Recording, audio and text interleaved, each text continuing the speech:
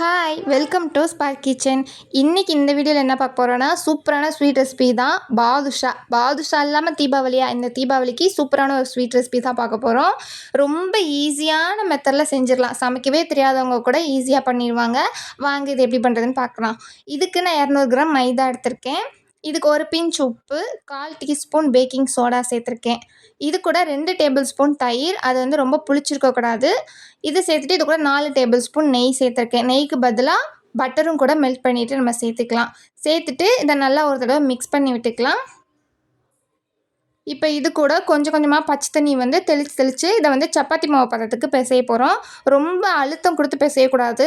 லைட்டாக நம்ம விரலில் வச்சு பிசைஞ்சு எடுத்துக்கலாம். இதை இப்போ பிச்சு பார்த்தோன்னா உள்ளே நிறையா லேயர்ஸ் வந்து ஃபார்ம் ஆகிருக்கும். இதையே நம்ம பிச்சு ஒன்று மேலே வச்சு நம்ம இந்த மாதிரி எதுக்கு பண்ணுறோம் அப்படின்னா, நமக்கு லேயர்ஸ் நிறையா உள்ளே ஃபார்ம் ஆகும். பாதுஷாவில் உள்ள லேயர் நிறையா இருக்கும். அது ஃபார்ம் ஆகிறதுக்காண்டி தான் இந்த மாதிரி பண்ணுறோம். இதை கடைசியாக ஒரு தடவை நல்லா உருட்டிட்டு இதை ஒரு மூடி போட்டு அப்படியே ஒரு 30 நிமிஷத்துக்கு அப்படியே ரெஸ்ட்டில் விட்டுறோம். 30 நிமிஷம் கழித்து இதை ஓப்பன் பண்ணி பார்த்தோன்னா மாவு நல்லாவே சாஃப்டாக இருக்கும். இப்போ இதிலேருந்து நம்ம கொஞ்சம் கொஞ்சமாக எடுத்து நம்ம பாதுஷா ஷேப்புக்கு ரெடி பண்ணிடலாம். சைஸ் வந்து நம்ம இஷ்டம் தான். பெருசாக வேணும்னா பெருசாக பண்ணிக்கலாம், சின்னதாக வேணும்னாலும் சின்னமாக பண்ணிக்கலாம். நான் இந்த ஷேப் பண்ணிக்கிறேன். உருட்டிட்டு லைட்டாக ஒரு விரலை வச்சுட்டு இந்த மாதிரி உள்ளே ஒரு ஹோல் போட்டுக்கலாம். இது ஹோலாகவும் போடலாம், லைட்டாக 2 சைடுமே அமுக்கியும் விட்டுக்கலாம். இதே மாதிரி நம்ம எல்லாமே ரெடி பண்ணி எடுத்துக்க போகிறோம். அவ்வளோதான், எடுத்தாச்சு. இப்போ இதுக்கு ஒரு சீனி பாகு ஒன்று ரெடி பண்ணிடலாம். அதுக்கு ஸ்டவ்வில் கடாய் வச்சுட்டு 1 கப் சீனி, இது கூட 1 கப் தண்ணி சேர்த்துடலாம். சீனி நல்லா கரைஞ்சதுக்கப்புறமா இது கூட ஒரு 2 ஏலக்காயை வந்து தட்டி சேர்த்துக்க போகிறோம்.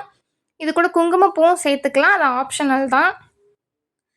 நல்லா கரைஞ்சி கம்பி பாகு தேவையில்ல, லைட்டாக அதுக்கு முன்னாடி ஸ்டேஜில் பிசு பிசுன்னு இருக்கிறப்ப இறக்கிக்கலாம். இப்போ ஒரு கடாயில் எண்ணெய் சேர்த்துட்டு, எண்ணெய் ரொம்ப காஞ்சக்கூடாது. எண்ணெய் வந்து லைட்டாக சூடு இருக்கும் போதே நம்ம பாதுஷாவை அதில் சேர்த்துடலாம். ஸ்டவ் வந்து மீடியம் ஃப்ளேமில் இருக்கட்டும். ஏன்னா அப்போ சேர்க்கும் போது தான் எல்லாமே ஒன்று சேர்ந்து வெந்து வரும், கலரும் சேமாக இருக்கும். ஹை ஃப்ளேமில் வச்சிடக்கூடாது, எண்ணெயும் ரொம்ப ஓவர் ஹீட் ஆகிடக்கூடாது. போட்டு கொஞ்ச நேரத்துலேயே தானாகவே எல்லாம் மேலே எழும்பி வந்துடும். இப்போ இதை ஒரு சைடு இன்னொரு சைடுன்னு திருப்பி விட்டு நல்லா கோல்டன் ப்ரௌன் கலர் வர வரைக்கும் இதை நம்ம ஃப்ரை பண்ணி எடுத்துக்கலாம். பாருங்கள், எல்லாம் சேமாக வந்துருச்சு. இப்போ நம்ம இதை எண்ணெயிலேருந்து வெளியில் எடுத்துடலாம். இப்போ இதை எடுத்து பார்த்தோன்னா இதில் நிறையா கிராக்ஸ் இருக்கணும். அப்போ தான் நம்ம சீனி பாகில் போட்டப்போ நல்லா அப்சர்வ் பண்ணி நல்லா ஜூஸியாக வரும். இப்போ நம்ம பொரிச்சு எடுத்த பாதுஷா எல்லாத்தையுமே நம்ம சீனி பாகில் மிக்ஸ் பண்ணிடலாம். இது நல்லா 2 சைடுமே மூழ்கிற அளவுக்கு நல்லா டிப் பண்ணி எடுத்துக்கலாம்.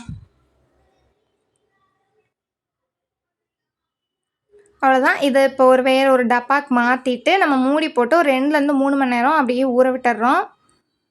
3 மணி நேரம் கழித்து ஓப்பன் பண்ணி பார்த்தோன்னா அந்த சக்கரைப்பாகு எல்லாத்தையுமே பாதுஷா உறிஞ்சி சூப்பராக ரெடி ஆகிருக்கும். இது மேலே கொஞ்சமாக நட்ஸு தூவி பரிமாறினோன்னா இந்த தீபாவளிக்கு சூப்பரான ஸ்வீட்டு பாதுஷா. சமைக்க தெரியாதவங்க கூட ரொம்ப சிம்பிளாக ஈஸியாக செஞ்சுருவாங்க. டேஸ்ட்டும் கூட சூப்பராக இருக்கும். இது வீட்டில் இவ்வளோ ஈஸியாக செய்யலாம் அப்படின்னா யாருமே கடையில் வாங்கி சாப்பிட மாட்டாங்க. அவ்வளோ ஈஸி, அவ்வளோ சூப்பராக இருக்கும். இந்த வீடியோ பிடிச்சிருந்துச்சின்னா வீடியோவை லைக் பண்ணிடுங்க.